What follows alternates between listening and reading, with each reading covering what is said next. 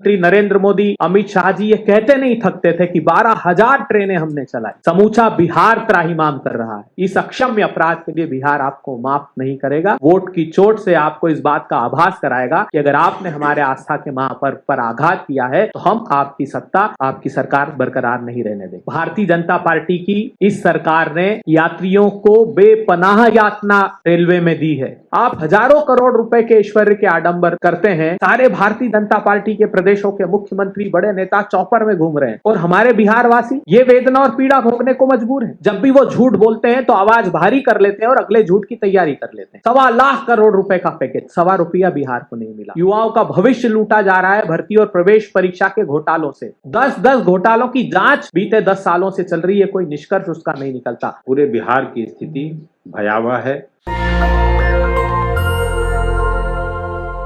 लोक आस्था का सबसे बड़ा पर्व खास करके बिहारियों के लिए और पूरे देश में फैले हुए बिहारियों के लिए है। पहले बड़ा अच्छा लगा कि प्रधानमंत्री जी ने, रेल मंत्री जी ने घोषणा किया कि 12,000 ट्रेनें चलाई जाएंगी और लोगों को अच्छी तरीके से बिहार भेजने की व्यवस्था की जाएगी। लेकिन जैसा आपने वीडियो में भी देखा, केवल 1500 ट्रेनें चली हैं। 1500 ट्रेन चलने का मतलब है 1500 ट्रेन का मतलब है 19,20,000 यात्री, और वायदा किया गया था कि 1,53,60,000 यात्रियों को पहुंचाने की व्यवस्था होगी, जैसा कि 12,000 ट्रेनों में लोग जा सकते थे, ये नहीं था।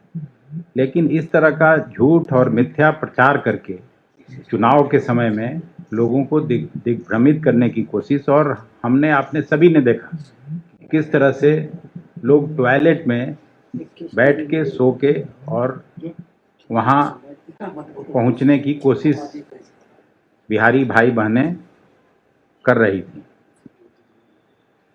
तो आस्था पर भी खिलवाड़ किया जा रहा है, आस्था पर भी विश्वासघात हो रहा है, केवल और केवल वोट के लिए। जैसा पहले कभी बंद चीनी मिल के चिमनी से धुआं निकालने की बात होती थी, बंद चीनी मिल को चालू करने की बात होती थी, जिस तरह से 2 करोड़ लोगों को रोजगार देने की बात होती थी, जिस तरह से 15 लाख रुपया हर आदमी के खाते में देने की बात होती थी, जिस तरह से 2022 में किसानों की आमदनी को दुगना करने की बात होती थी, ये लगातार छलावा बिहार और बिहारियों के साथ पिछले 11 साल से, और वहाँ जो नीतीश जी के साथ सरकार है 17-18 साल से, 1-2 साल 3 साल इधर उधर जो उनका पलटी मार के उसको हटा भी दीजिए समय, तो मोटा मोटी 17 साल भारतीय जनता पार्टी के साथ सरकार नीतीश जी चलाए हैं, जिसमें लगातार बिहार पिछड़ता जा रहा है। चाहे वो शिक्षा की बात हो, चाहे वो स्वास्थ्य की बात हो, चाहे वो इंडस्ट्रियलाइजेशन, औद्योगिकरण की बात हो, सब में आप नीति आयोग की रिपोर्ट पर पहले भी मैं चर्चा किया हूँ कि सब अंतिम पायदान पर बिहार आज खड़ा है। तो बाकी बातें तो ठीक है, शिक्षा स्वास्थ्य खराब हो, लेकिन कम से कम छठ मैया के साथ और लोक आस्था के साथ खिलवाड़ नहीं करना चाहिए था। आज जो छठ घाटों की स्थिति है उससे भी सब हम लोग वाकिफ़ हैं। वहाँ भी बदइंतजामी का माहौल है, चाहे वो दिल्ली हो, चाहे बम्बई हो, चाहे पटना हो, या पूरे बिहार की स्थिति भयावह है और लोग उसी में छठ पूजा करने जाते हैं। यही बात शेयर करने के लिए आज हम सब यहाँ इकट्ठा हुए थे। मैं आप सबों के माध्यम से छठ पर्व पर आपको भी शुभकामनाएं और बधाइयाँ देता हूँ, और देश भर में रह रहे बिहारियों को भी छठ पर्व की शुभकामनाएं और बधाइयाँ देते हुए अपनी बात यहीं समाप्त करता हूँ।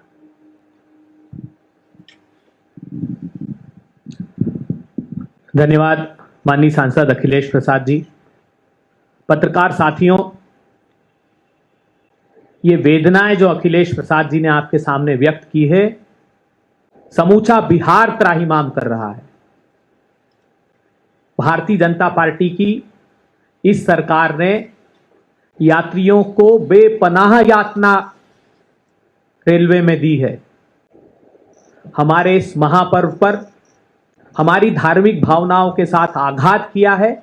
यात्रियों के साथ, बिहार वासियों के साथ कुठाराघात भारतीय जनता पार्टी की सरकार ने किया है।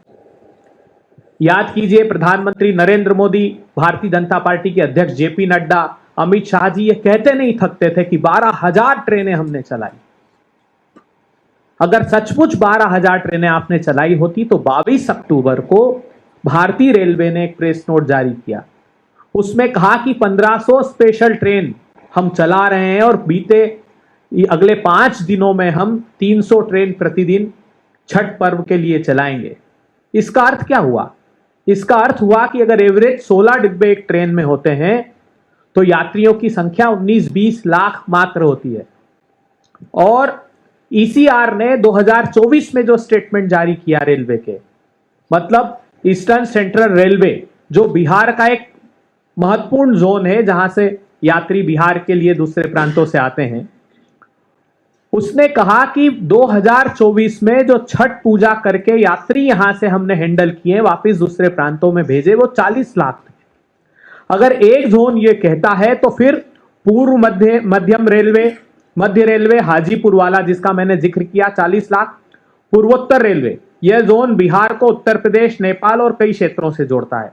पूर्वी रेलवे कोलकाता का यह जोन पश्चिम बंगाल से बिहार तक ट्रेन चलती है, खासकर आसनसोल, हावड़ा जैसे प्रमुख स्टेशनों से। उत्तर रेलवे दिल्ली का यह जोन दिल्ली, आसपास के राज्यों हरियाणा, पंजाब, राजस्थान, उत्तर प्रदेश और दक्षिण भारत के लिए अन्य जोन। तो फिर इन जोनों का आंकड़ा क्या होगा जो भारतीय रेलवे ने बताया है कि हमने 1500 स्पेशल ट्रेनें चलाई है।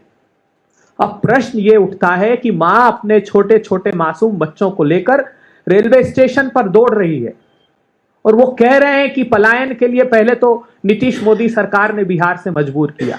ई श्रम पोर्टल पर 3 करोड़ 18 लाख मजदूरों का रजिस्ट्रेशन है और उन्होंने शपथ पत्र दिया है कि हमारी आमदनी, औसत आमदनी पूरे परिवार की 10,000 रुपए से कम है। बिहार के 9 करोड़ लोग 67 रुपीस प्रतिदिन पर जिंदा है। जैसे अखिलेश जी ने कहा कि प्रत्येक परिवार से एक व्यक्ति पलायन के लिए मजबूर किया गया है, तो उनकी आर्थिक स्थितियां ये नहीं है। प्रधानमंत्री जी, आप हजारों करोड़ रुपए के ऐश्वर्य के आडंबर करते हैं और हेलीकॉप्टर से चॉपर, आप देखिए, आज मैं एयरपोर्ट से आ रहा था पटना तो 12-12, 15-15 चॉपर्स खड़े हुए। सारे भारतीय जनता पार्टी के प्रदेशों के मुख्यमंत्री, बड़े नेता चॉपर में घूम रहे हैं और हमारे बिहार वासी ये वेदना और पीड़ा भोगने को मजबूर हैं।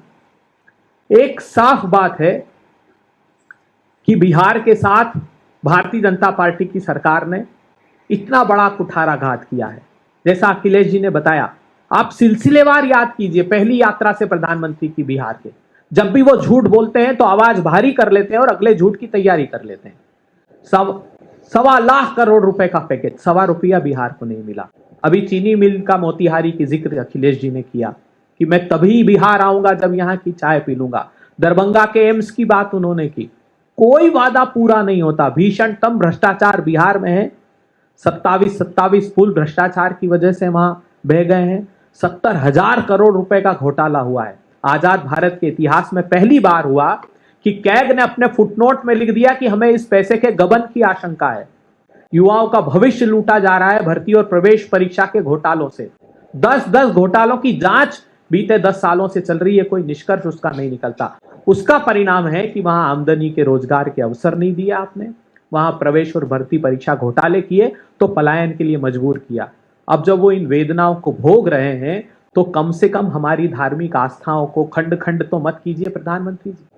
कम से कम हमारी धार्मिक आस्थाओं की इतना तो मान रखिए कि क्या अपेक्षा थी उनकी। वो पैसे भी खुद दे रहे थे, वो ऐसा नहीं था कि आपकी कृपा पर निर्भर थे। कम से कम ये साधन आपको मुहैया कराए जाने चाहिए थे। इस अक्षम्य अपराध के लिए बिहार आपको माफ नहीं करेगा। वोट की चोट से आपको इस बात का आभास कराएगा कि अगर आपने हमारे आस्था के महापर्व पर आघात किया है तो हम आपकी सत्ता, आपकी सरकार बरकरार नहीं रहने देंगे। बिहार इस बार चौंकाने वाला परिणाम देने वाला है और ये मैं निश्चित रूप से कह सकता हूँ कि नीतीश जी की विदाई तय है। चाहे कितना भी कसरत कर लें भारतीय जनता पार्टी और उनके गठबंधन के लोग, लेकिन इस बार महागठबंधन के नेतृत्व में सरकार बनेगी।